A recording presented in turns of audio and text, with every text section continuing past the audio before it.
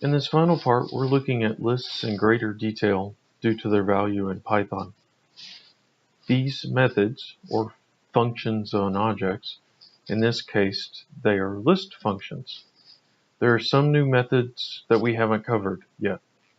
The first I want to show you is index. In a list, index returns the index for the given item. So you give it a item and it returns the index value.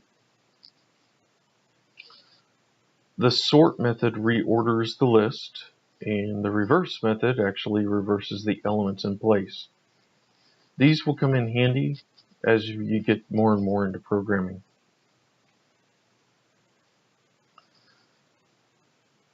The next thing we're going to look at is manipulating lists in code.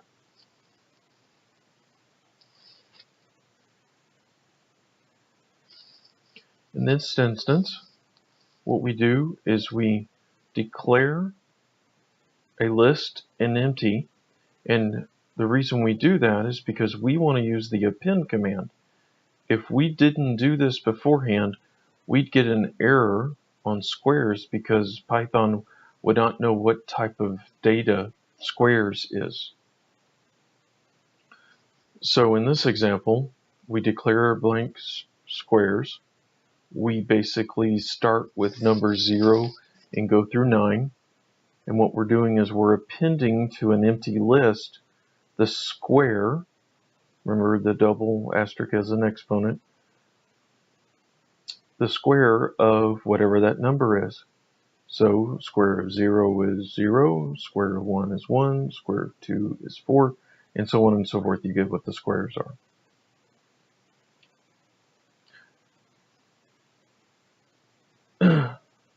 So in order to create lists programmatically, you do have to declare them or set them up first in order for the method to be available. The next method, or I'm sorry, the next set we're going to cover is called a tuple.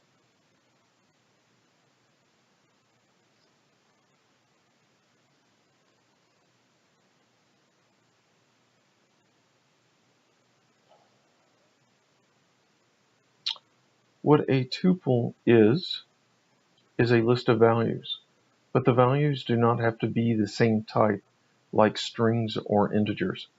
However, tuples behave a lot like strings in that they are immutable and they are indexed. But unlike any other data structure we've encountered yet, the items in the tuple can be just about anything. They can be nested, and much like strings, they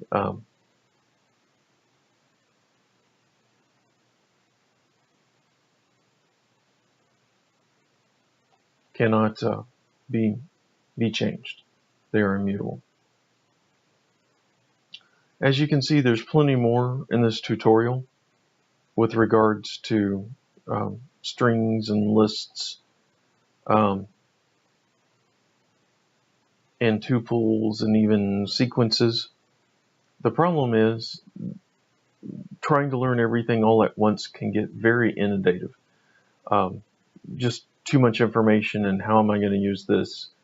So what I traditionally do is go and try to do some coding and then use the Python website and this reference, or the references, as basically a reference guide. You can search for things and find out like what to do for tuples, and then like whenever I called for the built-in functions, there's a quick little thing to the built-in functions. So with that being said, what I want to do is I want to flip over, and as you notice, my desktop looks a little different now. I'm actually running inside of an Ubuntu virtual machine because in the last NPUG meeting, we went through the process of setting up Ubuntu and loaded PyCharm, which is a very, very capable GUI for Python projects. I've loaded a real-world example we got at the very first meeting, and let's walk through it real quick. There's a DEF, so there is a function, and it looks like it returns something. There's an input line, and since I'm over here, we did raw input before.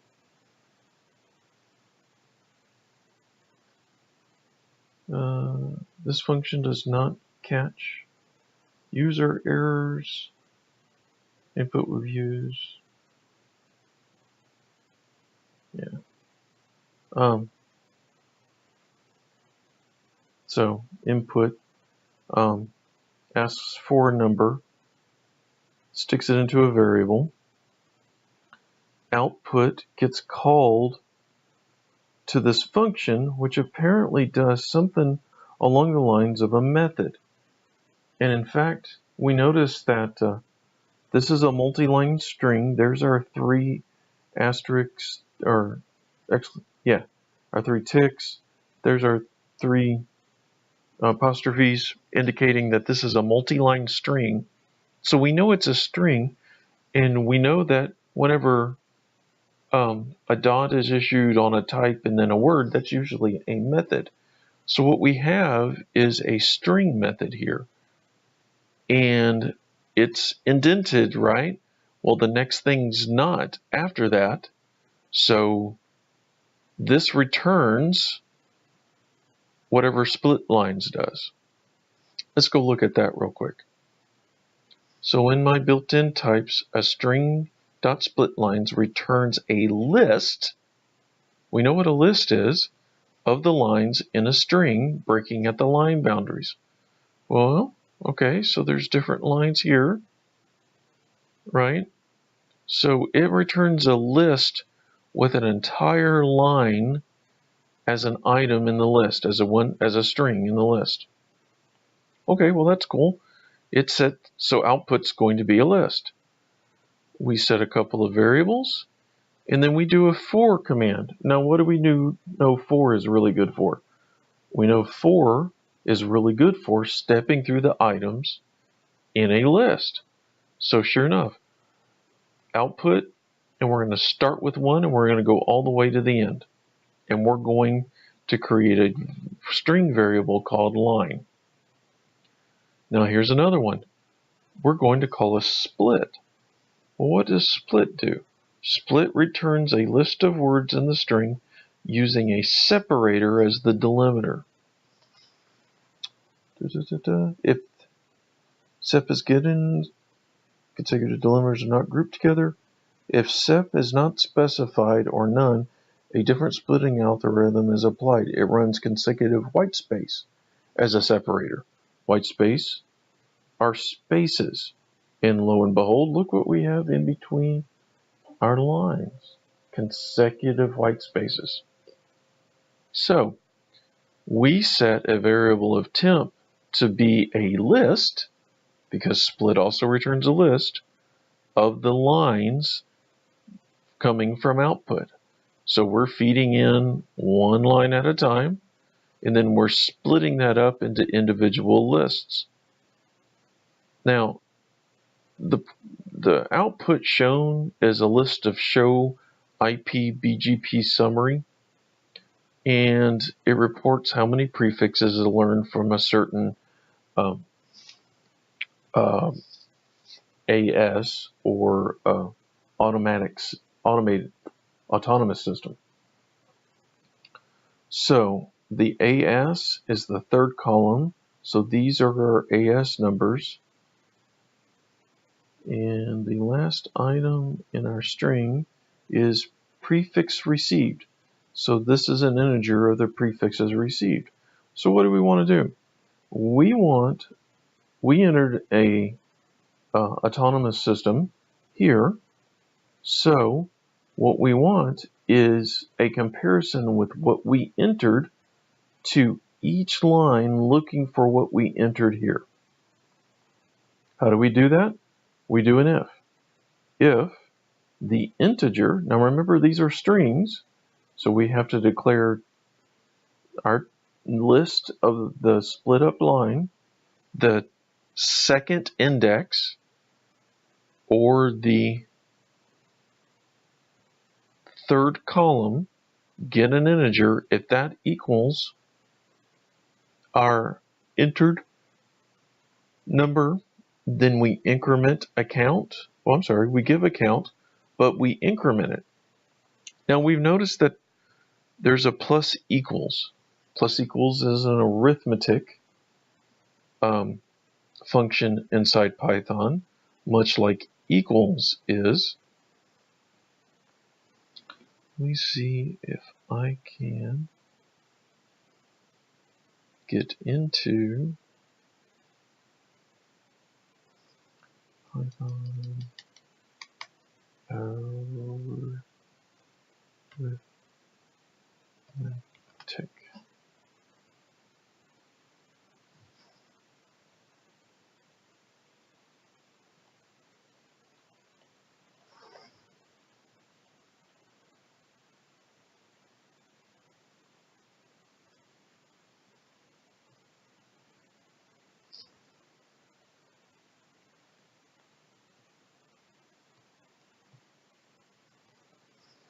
Let's be a little more specific.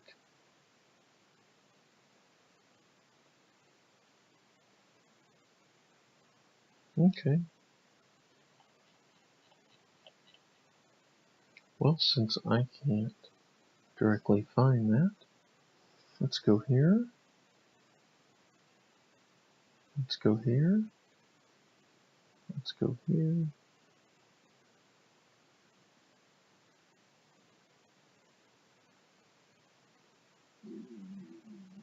Let me see if I can find it in our Python as a calculator. Nope, we can't. So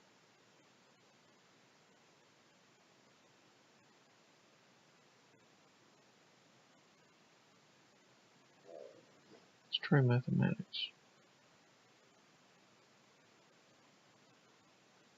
Math modules. So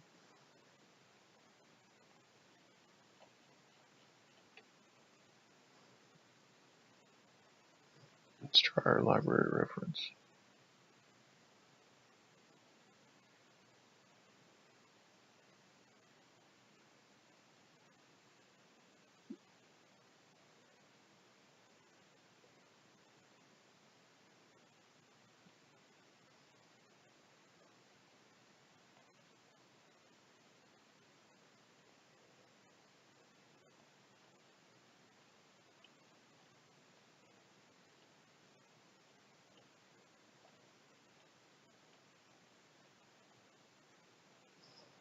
Well, point wasted. The plus equals is basically saying count equals count plus something. And it is done shorthand with a plus equals. So that's saying I am adding, and I'm adding to the existing value of this. And so what we're doing is we're getting the 9th column, or this column. Remember, it's a string. We get the integer of it, and we add it to the count. And then we increment a counter here by 1 called exists, because now we know that where's the end of our code, where the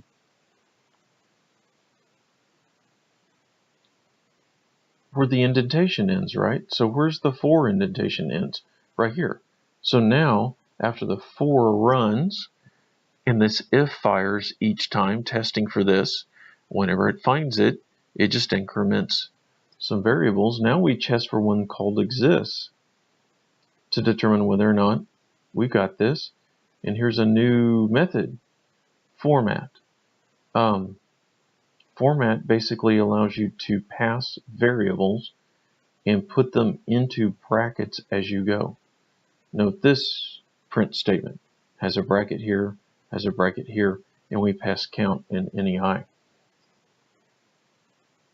So, what does this do?